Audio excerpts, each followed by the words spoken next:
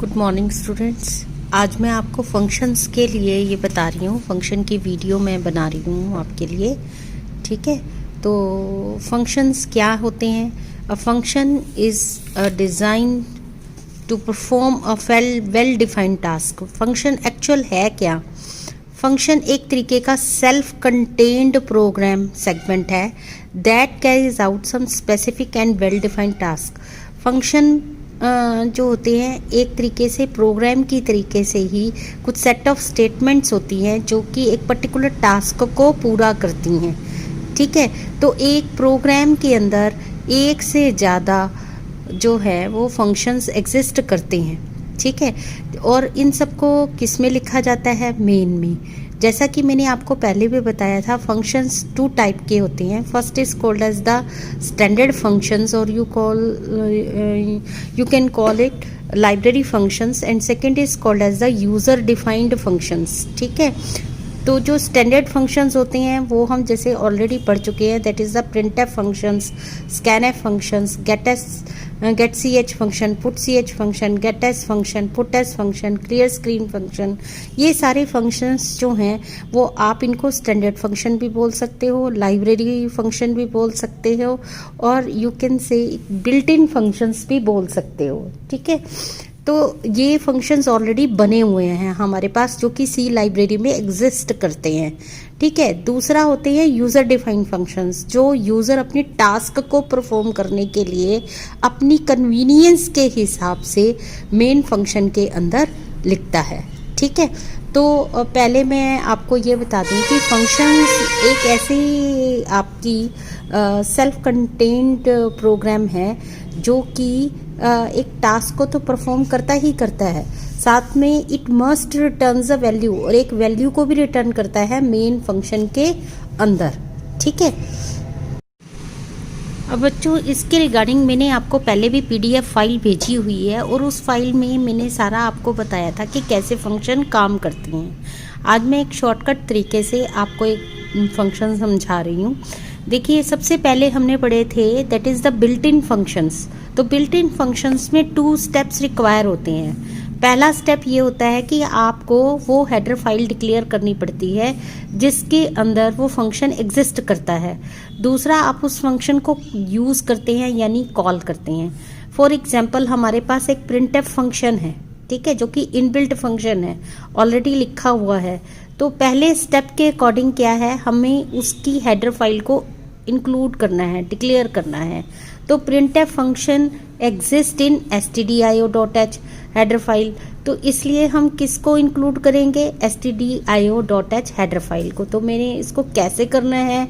Hash include less than greater than symbol में stdio.h लिखना है, और ये मेन फंक्शन से पहले लिखना है आपको। ठीक है, जो सेकेंड स्टेप है that is the call the function. कौन से फंक्शन को कॉल कर रहे हैं हम? प्रिंटफ फंक्शन को कॉल कर रहे हैं, क्योंकि हमने यहाँ प्रिंटफ का एग्जाम्पल लिया है। ठीक है ना, तो प्रिंटफ फंक्शन कहाँ कॉल होगा? मेन के अंदर। कैसे कॉल होगा? उसका नाम लिखेंगे और ब्रैकेट में जो भी मैसेज आपने टाइप करना है उसको इन्वर्टेड कोमा में लिखेंगे, या कोई टाइप स्पेसिफायर देना है वो देंगे। अगर आपने टाइप स्पेसिफायर चूज़ किया है तो आपको उसके अकॉर्डिंग वेरिएबल नेम भी देना पड़ेगा, जो कि वैल्यू इस टाइप स्पेसिफायर की जगह प्रिंट होगी। ठीक है, तो ये ऑप्शनल है वेरिएबल नेम, ये तब दिया जाएगा जब आप टाइप स्पेसिफायर देंगे, अदरवाइज आप मैसेज देके प्रिंटफ स्टेटमेंट दे सकते हो, एंड इसकी एंडिंग होगी सेमीकोलन के साथ। तो this is called as the built in function. ठीक है, कि बिल्ट इन फंक्शन कैसे काम करते हैं हम ऑलरेडी प्रोग्राम भी कर चुके हैं कि किस तरीके से इनको यूज़ किया जाता है, कौन कौन से फंक्शन किस किस हेडर फाइल में है, और इनको इंक्लूड किया जाता है मेन से पहले। इसके बाद आते हैं user defined function. User defined function user अपने कन्वीनियंस के हिसाब से मेन फंक्शन के लिए लिखता है, ताकि मेन फंक्शन की जो टास्क है वो उसको फंक्शन के थ्रू पॉसिबल कर सके। ठीक है, तो जैसे कि बिल्ट इन फंक्शन में 2 स्टेप्स रिक्वायर्ड होते हैं, यूज़र डिफाइंड में 3 स्टेप्स रिक्वायर्ड होते हैं। पहला स्टेप होता है फंक्शन को डिक्लेयर करना, दूसरा स्टेप होता है फंक्शन को कॉल करना, तीसरा स्टेप होता है फंक्शन को डिफाइन करना। ये जो डिक्लेयर द फंक्शन है वो हम हेडर फाइल में इंक्लूड होता है, बिल्ट इन के अंदर वो हम करते हैं। हम फंक्शन को कॉल करते हैं मेन के अंदर बाय यूजिंग देयर नेम, लेकिन define the function built in function में पहले से ही हुआ होता है, इसलिए ये स्टेप मिसिंग होता है उसमें। ठीक है, तो ये फंक्शन हम डिफाइन करेंगे। तो ये 3 स्टेप है। तो इन तीनों स्टेप्स के लिए क्या सिंटेक्स होता है वो देखिए। पहले स्टेप के लिए सिंटेक्स है आपके पास, syntax of step 1 return data type, क्योंकि मैंने जैसे आपको बताया कि फंक्शन कुछ ना कुछ रिटर्न करता है, तो वो जो वैल्यू रिटर्न करेगा उसका डाटा टाइप क्या होगा वो आप यहाँ पर लिखेंगे। ठीक है, फिर उसके बाद है फंक्शन का नेम, फिर उसके बाद हम लिखेंगे data type of list of formal arguments. What do you mean by formal arguments? देखिए 2 तरीके के आर्गुमेंट्स होते हैं, एक होता है एक्चुअल आर्गुमेंट और एक होता है फॉर्मल आर्गुमेंट। ठीक है, जो एक्चुअल आर्गुमेंट्स हैं वो ये होते हैं कि जब हम फंक्शन को जो वैल्यूज़ देते हैं काम करने के लिए वो उसको हम बोलते हैं एक्चुअल आर्गुमेंट। और ठीक है, formal arguments and actual arguments. ठीक है, तो देखिए जैसे कि हम फंक्शन है, फंक्शन का हम यूज़ क्यों करते हैं? अगर मैं लिविंग एग्जांपल आपको दूं तो उसमें जैसे सपोज़ कीजिए मेरे पास बहुत सारी जो है वो प्रॉब्लम्स आई हुई हैं जिसको मैंने कैलकुलेटर से सॉल्व करना है। बहुत सारी वैल्यूज़ हैं जिनको मैंने मल्टीप्लाई करना है या ऐड करना है, वो काफ़ी सारी वैल्यूज़ हैं। तो मैं क्या करती हूँ कि वो खुद करने की बजाय अपने ब्रदर या सिस्टर जो भी उसका नाम है वो नाम से मैं उनको बुलाऊंगी और उनको कहूँगी कि भी प्लीज़ मेरा ये काम कर दीजिए। ठीक है, तो मैंने क्या किया कि साथ में मैंने अपने पेरेंट को भी बोल दिया कि मैं इसकी हेल्प ले रही हूँ, यानी मैंने डिक्लेयर कर दिया। ठीक है, सपोज़ कीजिए मेरे ब्रदर का नाम है दिनेश। ठीक है, तो मैंने दिनेश को कॉल कर लिया। ठीक है, तो मैंने डिक्लेयर कर दिया कि दिनेश मेरा काम करेगा। ठीक है, तो ये तो पहला स्टेप है। दूसरा, मैंने दिनेश को कॉल किया। ठीक है, तो ये दूसरा स्टेप हो गया। तीसरा स्टेप क्या है? जब मैंने डिफाइन करना है तो डिफाइन करते वक्त मैं क्या करूँगी, मैं उसको एक्चुअल आर्गुमेंट्स पास करूँगी, यानी जो वैल्यूज़ मुझे ऐड करवानी है वो वैल्यूज़ मैं बोलूँगी। ठीक है, और वो उसको अपने रजिस्टर में लिखेगा। तो जब वो रजिस्टर में लिखेगा तो वो उन आर्गुमेंट्स को क्या कहेंगे? Formal arguments. सपोज कीजिए मैंने उसको बोला है 5 + 10 + 9। ठीक है, और वो रिसीव कर रहा है और लिख रहा है अपने रजिस्टर पर 5 + 10 + 9। तो जो वो लिख रहा है 5 + 10 + 9 उसको क्या बोल रहे हैं हम लोग? Formal arguments. और जो मैं दे रही हूँ उसको क्या बोल रहे हैं हम? Actual arguments. तो मैंने जो यहाँ पर जिक्र किया है that is the data type of list of formal arguments. Formal arguments मतलब जो कि फंक्शन रिसीव करेगा उसका डाटा टाइप क्या होगा वो हम यहाँ पर देते हैं।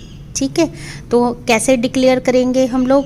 उसका रिटर्न डाटा टाइप लिखेंगे, फंक्शन का नाम लिखेंगे, जो भी वो फॉर्मल आर्गुमेंट्स रिसीव करेगा उसका डाटा टाइप लिखेंगे। ऐसा हम इसलिए करते हैं ताकि कभी भी हमारा मिसमैच ना हो डाटा टाइप के अंदर एक्चुअल और फॉर्मल आर्गुमेंट्स में। इसलिए हम डिक्लेरेशन ज़रूर करते हैं और करना भी चाहिए। कई लोग इसको स्किप कर देते हैं इस स्टेप को। ठीक है, और मुझे ऐसा लगता है कि ये स्टेप नेसेसरी है ताकि हमें याद रहे कि हमने फॉर्मल आर्गुमेंट के क्या डाटा टाइप लिए हैं और एक्चुअल आर्गुमेंट के क्या डाटा टाइप लिए हैं। दोनों के डाटा टाइप सेम होने चाहिए, तभी फंक्शन जो है वो सक्सेसफुल होता है कॉल करना। ठीक है, तो ये था सिंटेक्स ऑफ स्टेप 1। फिर आती है बात syntax of step 2। Syntax of step 2 यानी कॉलिंग द फंक्शन। तो कॉल करने के लिए हम क्या करते हैं? पहले फंक्शन का नाम देंगे, फिर हम देंगे लिस्ट ऑफ एक्चुअल आर्गुमेंट्स। कौन कौन से एक्चुअल आर्गुमेंट्स हैं वो हम यहाँ लिखेंगे बाय यूजिंग कोमास। ठीक है, तो उनको सेपरेट करने के लिए हम बीच में कोमा लगाएंगे। ठीक है, और सेमीकोलन से उसका एंड करेंगे। ठीक है, और तीसरा स्टेप है डिफाइन द फंक्शन। तो उसके लिए क्या सिंटेक्स है? रिटर्न डाटा टाइप लिखेंगे, फंक्शन का नेम लिखेंगे।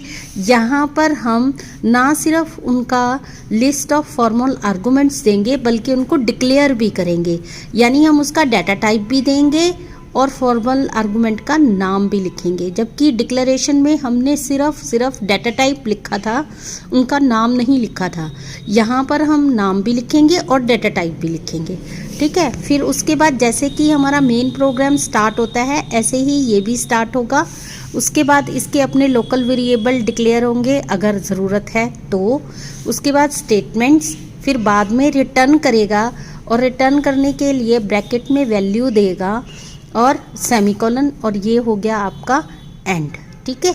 तो ये तीनों फंक्शन के जो स्टेप हैं, यूज़र डिफाइंड फंक्शन के स्टेप कैसे काम करेंगे और कहाँ काम करेंगे, वो मैं अब आपको बताने जा रही हूँ। मैंने तीनों स्टेप्स का एग्जाम्पल लिया है, ठीक है। सपोज कर लीजिए आप एक यूज़र डिफाइंड फंक्शन बनाना चाहते हैं जिसका नाम है सम, और उसमें 2 इंटीजर वैल्यू का आप सम करना चाहते हैं। फर्स्ट इंटीजर वैल्यू है आपके पास num1 और दूसरी है num2, ठीक है।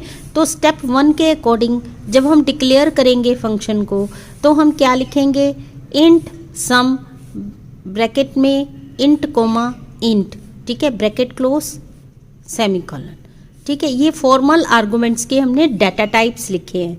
अगर पीछे आप सिंटेक्स खोल के देखिए तो सिंटेक्स में यही लिखा है, रिटर्न डाटा टाइप, फंक्शन का नेम और उनके डाटा टाइप। ये है हमारे पास step 1, return data type, function का नेम और दोनों के डाटा टाइप, क्योंकि 2 इंटीजर वैल्यूज़ का जो सम है वो भी इंटीजर वैल्यू ही होगा, तो वैल्यू जो रिटर्न होगी वो भी इंटीजर टाइप की ही होगी, इसलिए हमने इंट लिखा।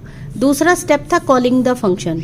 फंक्शन को कॉल करने के लिए हम फंक्शन का नाम लिखेंगे और जो लिस्ट ऑफ एक्चुअल आर्गुमेंट्स है उसको लिखेंगे, क्योंकि हमने यहाँ num1 और num2 को ऐड करना है, तो हम दोनों वैल्यूज़ num1 और num2 ही पास करेंगे, ठीक है। तीसरा है डिफाइन अ फंक्शन। फंक्शन को डिफाइन करने के लिए रिटर्न डाटा टाइप लिख दिया, इंट सम लिख दिया। अब देखिए हमने ना सिर्फ डाटा टाइप लिखे हैं, बल्कि उनको जो वेरिएबल्स हैं, फॉर्मल आर्गुमेंट्स हैं, उनको भी डिक्लेयर किया है यहाँ पर, ठीक है। तो n1 और n2, देखिए ये जब num1 और num2 हम कॉल करेंगे तो ये num1 n1 में जाएगा और num2 n2 में जाएगा। जैसे मैंने दिनेश को कॉल किया था और 5 और 10 भेजे थे, और दिनेश ने रिसीव किए थे अपने रजिस्टर में 5 और 10, ठीक है। अब यहाँ पर स्टार्ट किया मैंने, ठीक। उसके बाद हमने लोकल वेरिएबल डिक्लेयर कर दिया टी में दोनों वैल्यूज़ को सम कर दिया, रिटर्न कर दिया हमने टी को, ठीक है। जैसे ही हम रिटर्न करेंगे ये आपकी वैल्यू जो है वो वापस कॉलिंग द फंक्शन पर पहुंच जाएगी, ठीक है। तो ये तीनों स्टेप्स हैं जो हमने बना लिए। अब हमें इन तीनों स्टेप्स को कहाँ कहाँ प्रोग्राम के अंदर लिखना है वो मैं बताऊंगी। देखिए अब ये स्टेप कहाँ कहाँ एग्जिस्ट करेंगे प्रोग्राम के अंदर। स्टेप 1 जो है वो मेन से पहले लिखा जाएगा, एग्जिस्ट बिफोर मेन। स्टेप 2 जो है वो मेन के अंदर लिखा जाएगा, कॉल किया जाएगा, that is exist in main. Step 3 है डेफिनेशन का, वो आफ्टर मेन एग्जिस्ट करता है। तो स्टेप 1 पहले मेन से, स्टेप 2 मेन के अंदर, स्टेप 3 मेन के बाहर। ये तीनों यूज़र डिफाइंड फंक्शन के स्टेप हैं जो कि हमें करने पड़ेंगे। तो एक प्रोग्राम का एग्जांपल मैंने यहाँ पर लिया है, ये देखिए सम वाले का ही। यहाँ पर मैंने दोनों हेडर फाइल्स इंक्लूड कर ली, ठीक है। स्टेप 1 जो था हमारा int sum int comma int sum int comma int, वो मैंने मेन से पहले लिख दिया है, int sum int comma int. ये स्टेप 1 है। ये हमारे फॉर्मल आर्गुमेंट्स के डाटा टाइप हैं। This is called as the user defined function sum, ठीक है। उसके बाद वॉइड मेन मैंने फंक्शन लिखा, स्टार्ट किया प्रोग्राम को, लोकल वेरिएबल डिक्लेयर्स किए num1 num2 टोटल, ठीक है। ये तीनों इंटीजर टाइप के हैं। उसके बाद मैंने num1 और num2 में वैल्यू एक्सेप्ट की थ्रू कीबोर्ड।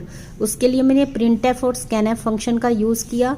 नंबर 1 एंटर करो, मैसेज दे दिया और स्कैन के थ्रू रीड कर लिया कीबोर्ड से वैल्यू और at the address of num1 मैंने डाल दिया। ये दोनों कैसे फंक्शन है आपके, बिल्ट इन फंक्शन है या स्टैंडर्ड फंक्शन है या लाइब्रेरी फंक्शन है, जो भी आप कहना चाहो कह सकते हो। इसी तरीके से मैंने num2 को एक्सेप्ट किया bye using printf and scanf function. उसके बाद मैंने टोटल के अंदर वैल्यू डाल दी। कौन सी वैल्यू? वो वैल्यू डाली जो मैंने सम को कॉल करने के बाद रिसीव की। ठीक है, तो यहाँ पर मैं स्टेप 2 कर रही हूँ, कॉल कर रही हूँ फंक्शन को, फंक्शन का नेम और यहाँ पर एक्चुअल आर्गुमेंट पास कर रही हूँ। num1 और num2 दोनों मैंने पास कर दिए, num1, num2। उसके बाद मैंने क्या किया, जैसे ही इसको कॉल किया, ये यहाँ से प्रोग्राम जो है वो जंप करता है सीधा कॉलिंग फंक्शन पर। ठीक है, यहाँ पर क्या हुआ, देखिए रिटर्न डाटा टाइप ले लिया इंट सम, और ये फॉर्मल आर्गुमेंट्स में इसको रिसीव कर लिया। ये num1 इस n1 में रिसीव हो जाएगा, num2 इस n2 में रिसीव हो जाएगा। These are called as the actual arguments and this is called as the formal arguments. ठीक है, अब यहाँ पर मैंने लोकल वेरिएबल t डिक्लेयर किया, t में इन दोनों का सम कर लिया और वैल्यू रिटर्न कर दी t। यहाँ से जब रिटर्न आता है तो फिर से जंप करता है आपका प्रोग्राम काउंटर, कहाँ पर, यहाँ पर। तो t में वैल्यू जो भी होगी वो कहाँ स्टोर हो जाएगी, कहाँ वैल्यू वो साइन हो जाएगी, t और t में, टोटल में। ठीक है, उसके बाद मैंने इस टोटल को प्रिंट करवा दिया by using printf function. Get ch ले लिया मैंने वेटिंग के लिए, और ये हो गया हमारे पास मेन का एंड। तो इस तरीके से वर्क करेगा ये।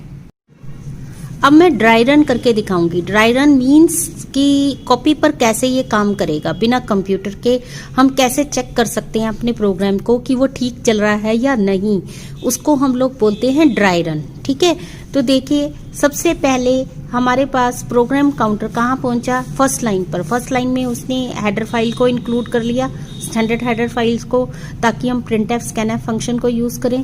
फिर उसके बाद उसने conio.h हेडर फाइल को इंक्लूड कर लिया ताकि हम क्लियर स्क्रीन फंक्शन और getch फंक्शन को यूज कर सके। फिर उसके बाद उसने क्या किया, प्री प्रोसेसर डायरेक्टिव कहा जाता है इसको, डिक्लेरेशन को, कि हमने प्रोसेसर को पहले से ही बता दिया, पहले से ही डिक्लेयर कर दिया, डायरेक्शन दे दी कि एक सम नाम का हम फंक्शन यूज करेंगे जो कि 2 इंटीजर वैल्यू को एक्सेप्ट करेगा और इंटीजर वैल्यू ही रिटर्न करेगा। उसके बाद मेन फंक्शन शुरू हो गया। यहाँ पर देखिए 3 वेरिएबल ले लिए हमने, num1, num2, टोटल। याद रखना ड्राई रन के अंदर हम जितने भी वेरिएबल हैं और जितनी भी प्रोसेसिंग है वो सारे फॉर्मूलाज हम लिख लेते हैं। ठीक है, तो यहाँ पर 3 वेरिएबल हैं, num1, num2 एंड टोटल। ये तीनों वेरिएबल आपके इंटरनल मेमोरी में क्रिएट हो जाएंगे 2 बाइट के। ठीक है, तो ये देखिए यहाँ पर num1, num2 और टोटल, ये तीनों 2 बाइट के डिक्लेयर हो गए। ठीक है, सपोज कीजिए इसका एड्रेस है 100 और इसका है 102 और इसका है 104। ठीक है, तो देखिए अब क्या हो रहा है, यहाँ पर नेक्स्ट हमारे पास स्क्रीन पर लिखा आएगा, इस तरीके से हमारे पास स्क्रीन पर लिखा आएगा एंटर num1।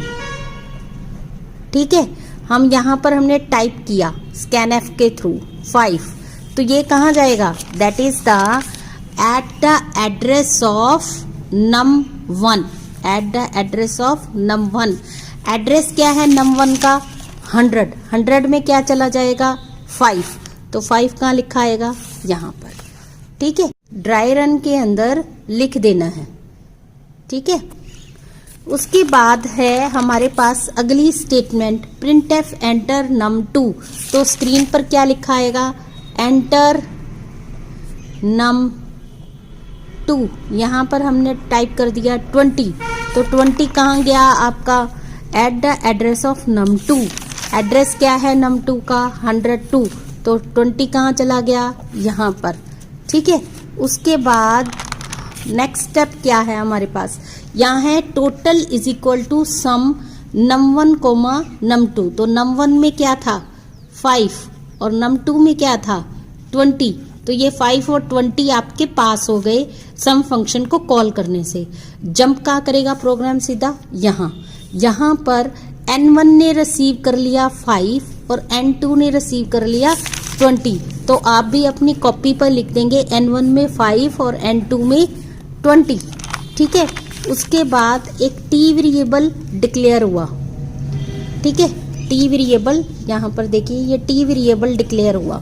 ठीक है, तो ये भी 2 बाइट का है अगेन। ठीक है, इसका एड्रेस भी डिफरेंट होगा और ये हमने डिक्लेयर कर दिया टी भी। फिर उसके बाद नेक्स्ट है t is equal to n1 plus n2। तो n1 में क्या था 5 और n2 में क्या था 20। तो 5 प्लस 20 25। 25 कहाँ चले गए t में, ठीक है।